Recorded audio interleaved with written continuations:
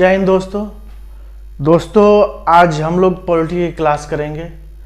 Polity class में शुरुआत होगी संविधान से। देखिए, हम लोग को देश को चलाने के लिए जिस किताब का नाम है उस किताब का नाम है संविधान।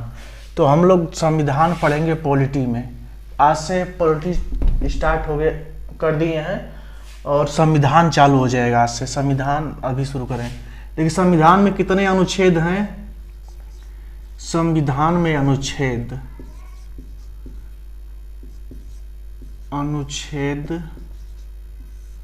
395 अनुच्छेद हैं। भाग कितने हैं? भाग 22 हैं। और अनुसूचियां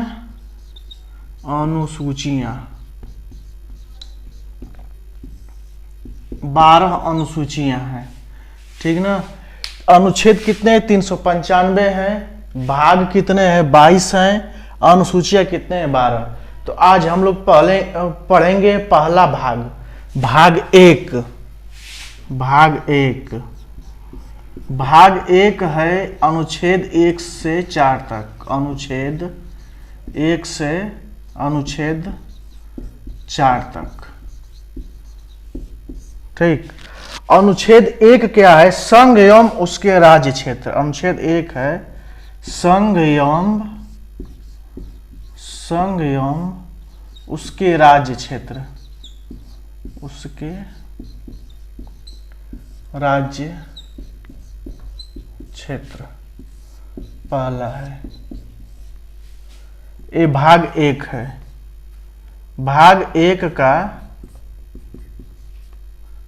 1 यही है कि संघ एवं उसके राज्य क्षेत्र। अनुच्छेद 1 से अनुच्छेद 4 तक इसका वर्णन है। ठीक ना। तो इसको नोट कर लीजिए। इसके बाद करते हैं अनुच्छेद 1 स्टार्ट। अनुच्छेद 1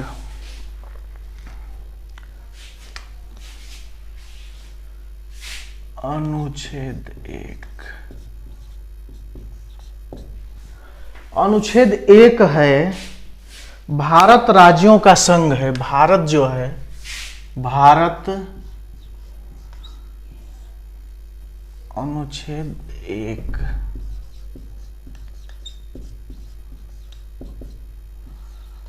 भारत राज्यों का एक संघ है।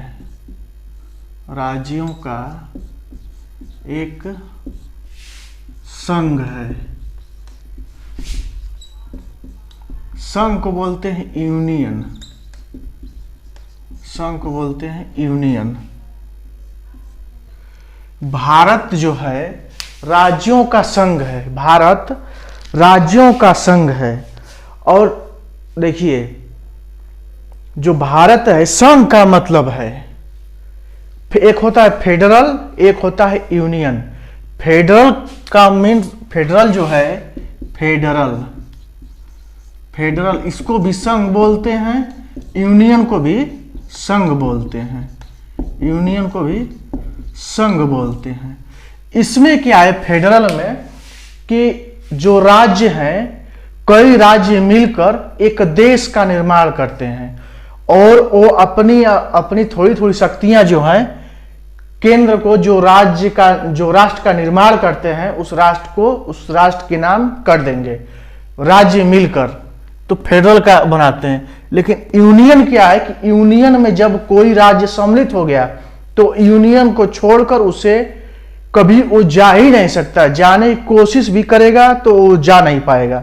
जैसे जम्मू कश्मीर था, अपना जाने की कोशिश कर रहा था लेकिन वो जा नहीं पाया। यूनियन में एक बार एंट्री हो गई, एंट्री मुश्किल है लेकिन एंट्री एक बार हो गई तो इसमें से निकल ही नहीं सकते यूनियन में से। फेडरल में क्या है कि यह राज्यों आपस में समझौता करके संघ बना लेते हैं तो इसमें से निकल सकते हैं, लेकिन यूनियन में से कभी निकल नहीं सकते। कश्मीर निकलने की कोशिश कर रहा था, उसको सब तोड़ ताड़ कर फिट कर दिया गया है। तो भारत राज्यों का एक संघ है। राज्यों को पहली अनुसूची में रखा गया है। राज्यों का यह ए है, इसमें भी राज्यों को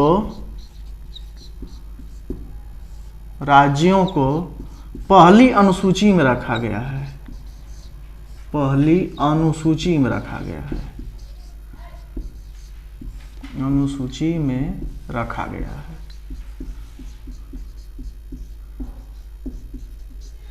जैसे अब भाग 1 में जाएंगे तो भारत राज्यों का संघ है, ये तो मालूम चल जाएगा। चैप्टर का नाम हो गया भारत राज्यों का संघ है, लेकिन इसको कहां रखा गया है, इसको अनुसूची 1 में रखा गया है, तो वहां पर आपको मालूम चल जाएगा। तो जो यह राज्यों की पहली सूची में रखा गया। और राज्य कितने प्रकार के हैं होते हैं, राज्य 3 प्रकार के होते हैं, राज्य 3 प्रकार के होते हैं। सी राज्य के प्रकार, राज्य 3 प्रकार के होते हैं। पहले क्या है, पहले हो गए स्टेट, स्टेट राज्य, राज्य कितने हैं 28 हैं, ठीक। यूटी, यूटी को तो हमने पढ़ा दिया है, यूटी कितने हैं 8 हैं। एक हो गया अर्जित क्षेत्र,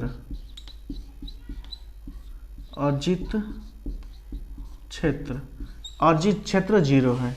देखिए यूनियन टेरिटरी हमने पढ़ाया है, जम्मू कश्मीर के बारे में पढ़ाया, कैसे मतलब यूनियन टेरिटरी क्यों बनाया जाता है, वो राष्ट्र महत्व की बात होती है, इसलिए उसको यूनियन टेरिटरी बना दिया जाता है। अर्जित क्षेत्र, अर्जित क्षेत्र कोई दूसरा देश हमसे मिलना चाहता है या उसको युद्ध में चाहे किसी तरह उसको अर्जित कर लिए तो उसको भी अपने राज्य में मिला सकते हैं। तो राज्य के प्रकार अनुच्छेद 1 में दिया है, भारत राज्यों का एक संघ है, यूनियन है, राज्यों की पहली अनुसूची में रखा गया है राज्यों को। और राज्य के प्रकार कितने हैं, 3 प्रकार के, एक स्टेट 28, यूटी 8, अर्जित क्षेत्र 0। जो संसद है, संसद राष्ट्रपति की पूर्व अनुमति सिर्फ सूचना देकर, संसद जो है राष्ट्रपति को पूर्व मतलब सूचना देकर किसी विदेशी राज्य को भारत में मिला सकती, किसी भी विदेशी राज्य को भारत में मिला सकती है। देखिए 1959 में जब चीन ने तिब्बत को कब्जा कर लिया, तिब्बत को कब्जा कर लिया, कब्जा, यहां पर तिब्बत था, यहां पर यह तिब्बत यहां पर था और यहां सिक्किम था। जब 1959 में चीन ने तिब्बत को कब्जा कर लिया और तिब्बत के लोगों को भगा दिया, तो सिक्किम को डर सताने लगा कि चाइना हमको किसी न किसी दिन जरूर अपने कब्जा में ले लेगा। तो इसने क्या किया कि भारत में मिलने का निर्णय किया।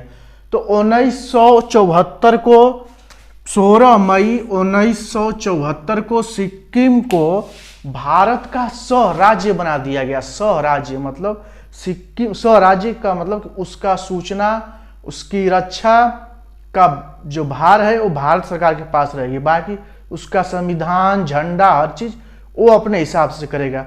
करेंसी वरेंसी सब इंडिया की चलेगी, मतलब सह राज्य बन गया।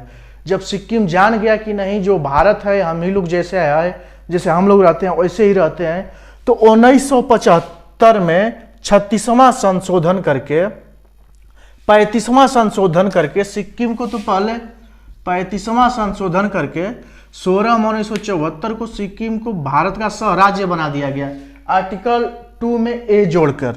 लेकिन जब 1 साल के बाद सिक्किम सिक्योर हो गया कि नहीं हम भारत के साथ एकदम कंफर्टेबल हैं, तो फिर 1 साल के बाद 36वां संविधान संशोधन के द्वारा 1975 में भारत का सिक्किम 22वां राज्य बन गया।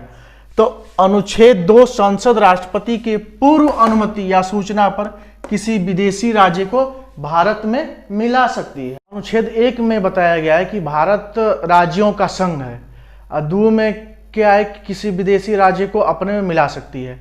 अनुच्छेद 3 में है कि किसी भी राज्य को उसका नाम, सीमा, क्षेत्र सब में परिवर्तन कर सकती है राष्ट्रपति को सूचना देकर। संसद जो है, संसद राष्ट्रपति की पूर्व अनुमति से भारत के किसी भी राज्य का नाम, सीमा क्षेत्र में परिवर्तन कर सकती है, मतलब उनको वो सही कर सकती है। यदि ज़्यादा कूद रहे हैं तो उनको ठंडा कर सकती है। जम्मू कश्मीर के देख ही लिए, ऐसे ही आंध्र प्रदेश बहुत कूदता रह गया, लेकिन वहाँ की जो विधानसभा उसने पास कर दिया कि तेलंगाना अलग नहीं होगा, लेकिन तेलंगाना को सरकार ने अलग कर दिया। केंद्र के पास पावर होती है, उसने अलग कर दिया। अब देखिए छत्तीसगढ़ जो है, छत्तीसगढ़ मध्य प्रदेश में, मध्य प्रदेश से छत्तीसगढ़ को 1 नवंबर 2000 को अलग कर दिया गया। और उत्तर प्रदेश से उत्तराखंड को 9 नवंबर 2000 को अलग कर दिया गया। और बिहार से झारखंड को 15 नवंबर 2000 को अलग कर दिया गया।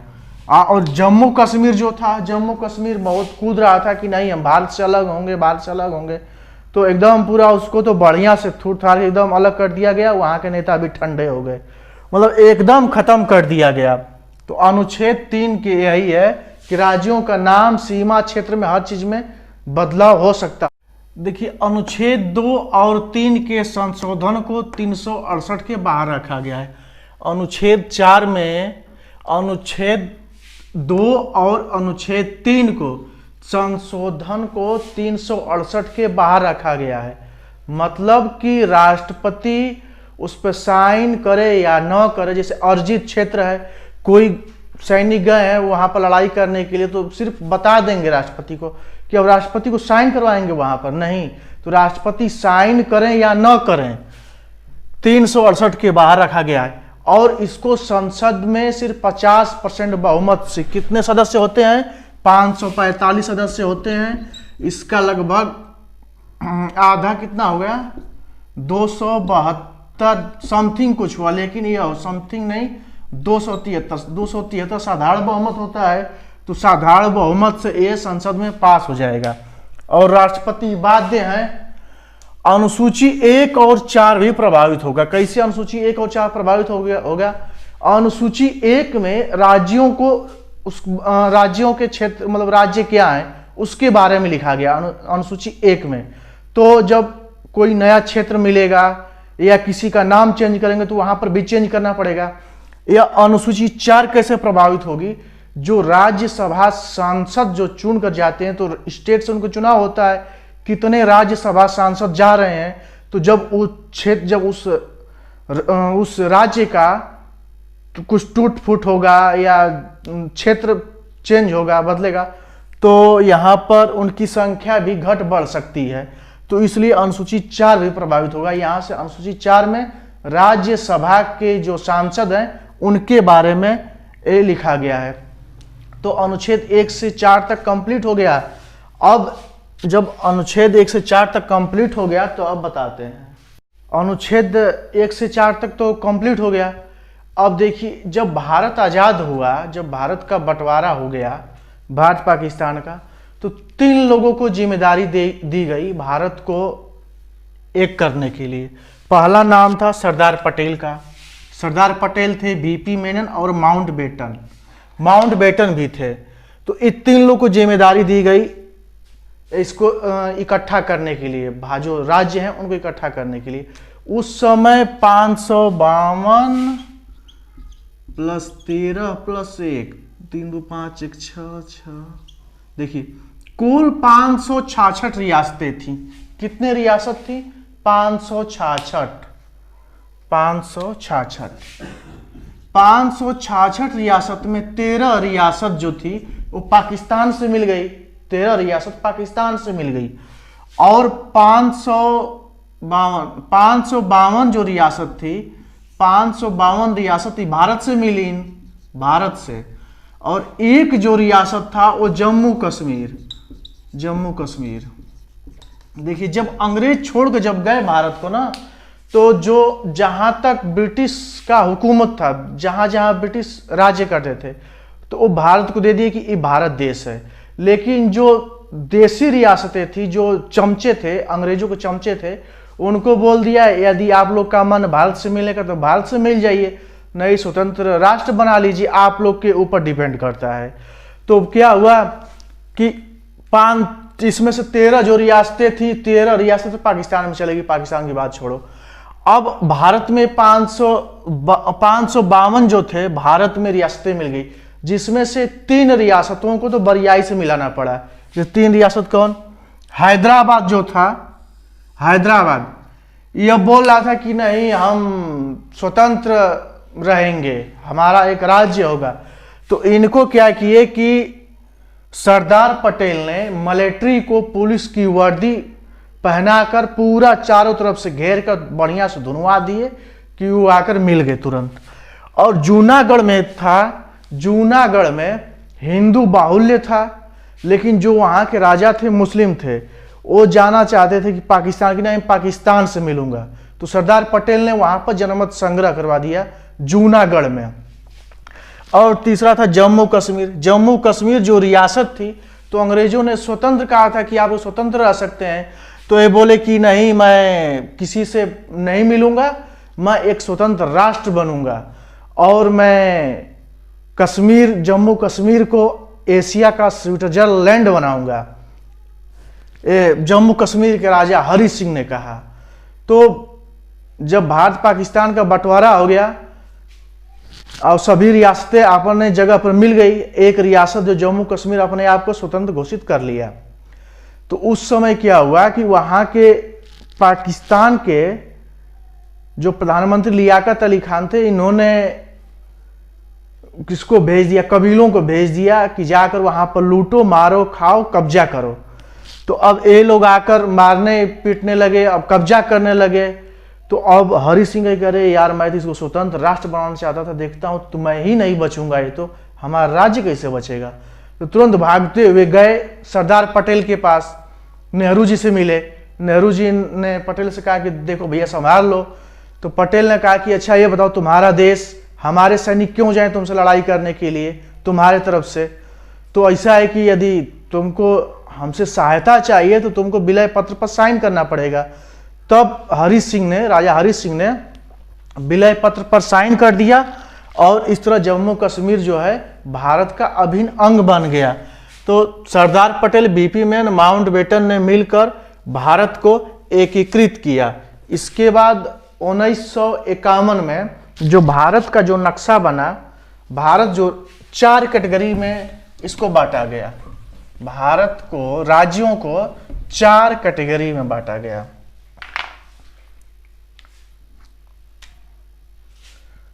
उन्नीस सौ 51 में जब संविधान जब देश में लागू हो गया तो राज्यों को 4 कैटेगरी में बांटा गया। पहला कैटेगरी था ब्रिटिश शासक, ब्रिटिश शासक, जहां ब्रिटिश जो थे शासन किए थे, ब्रिटिश शासक। और दूसरा देसी रियासतों का, देसी रियासत, देसी रियासत। तीसरा था कमिश्नरी, कमिश्नरी उसे बोलते हैं देसी रियासतों का, देसी रियासतों का शासन था कि अंग्रेज जो थे ना कुछ कुछ शहरों में कब्जा किए थे, जैसे कुछ कुछ सब जो शहरों में कब्जा किए थे उसके बाहर नहीं थे, सिर्फ शहरों में थे। जैसे भोपाल था, भोपाल, अजमेर, तो ऐसे ऐसी जगहों पर कमिश्नरी। और यहाँ पर क्या हो गया, कमिश्नरी, कमिश्नरी मतलब कैटेगरी, राज्यों की कैटेगरी हम बता रहे हैं, एक कमिश्नरी राज्य कहलाए।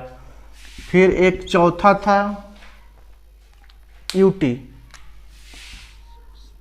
यूटी केंद्र शासित, केंद्र शासित, केंद्र शासित सिर्फ अंडमान निकोबार को बनाया गया था उस समय। तो 1991 में जब संविधान लागू हुआ तो 4 प्रकार से राज्यों को बांटा गया। इस समय कैटेगरी जो बताया 3, उसमें 4 कैटेगरी थी।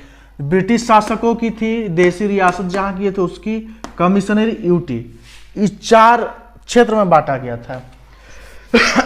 लेकिन 1948 में भाषाई आधार पर सबसे पहले आंध्र प्रदेश को, जो भाषाई आधार पर पहला राज्य बना वो आंध्र प्रदेश बना। आंध्र प्रदेश देखिए, यस के धार आयोग उस समय भाषाई राज्यों की मांग उठने लगी जोरों पर।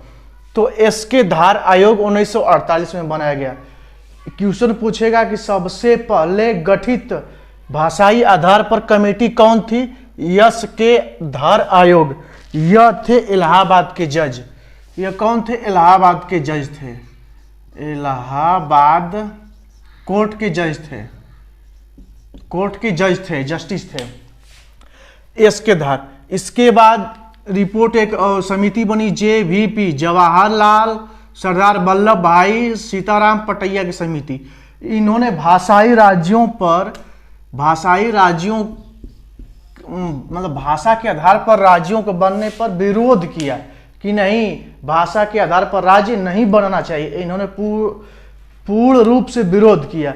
लेकिन मामला तब गड़बड़ हो गया जब 1952 में पेट्टू श्री रामलू, मद्रास जो था, मद्रास में जहां तमिल बोली जाती थी वहां के थे श्री रामलू ने कहा कि नहीं, हम तमिल बोलने वाले हैं, हम लोग को आंध्र प्रदेश बनाया जाए, आंध्र प्रदेश के आधार पर हम लोग को बांट दिया जाए। तो इन्होंने 56 दिन भूख हड़ताल पर बैठ गए और 1952 में इनकी मृत्यु हो गई। जब मृत्यु होगी तो बवाल एकदम बढ़ गया। पूरा देश, मतलब पूरा राज्य खून एकदम उसको बोलते हैं दंगों से भिड़ गए, दंगे फैल गए। तो अब जवाहरलाल नेहरू परेशान हो गए। अब जवाहरलाल नेहरू परेशान होकर इसके बाद भी सोचे कि नहीं, अब मामला शांत हो जाए। एक साल के बाद 1 अक्टूबर 1953 को भाषाई राज्य के आधार पर आंध्र प्रदेश को पहला राज्य बन गया। 1 अक्टूबर 1953 को। अब क्या हुआ, जब भाषाई आधार पर जब मामला ज्यादा उठने लगा तो इसके बाद फजल अली आयोग को गठन किया गया। उसके फजल अली आयोग, इसमें 3 सदस्य थे। फजल अली आयोग में 3 सदस्य थे और 1953 में इनको सौंपा गया रिपोर्ट, फजल अली आयोग को। इसको